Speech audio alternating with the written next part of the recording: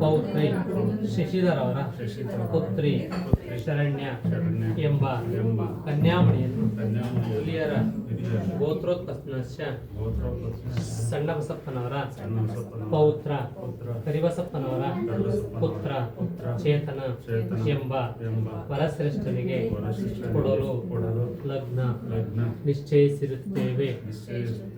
Sir ನೀವು ಹೇಳಿ sir.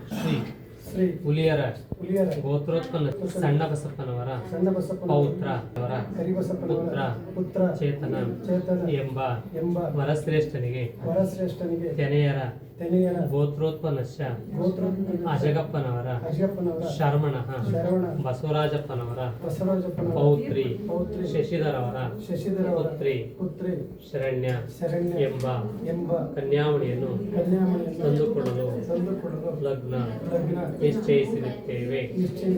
ಈ ಎರಡು ಕುಟುಂಬದವರಿಗೆ ಭವ್ಯಂಗೆ ಪತಿತೆ ಯಶದೋಷ ವಿವರ್ಜತೆ ಇಮಾಂ ಕನ್ಯಾಂ ಪ್ರದರ್ಶಾಮಿ ವರಾವಲೋಕನ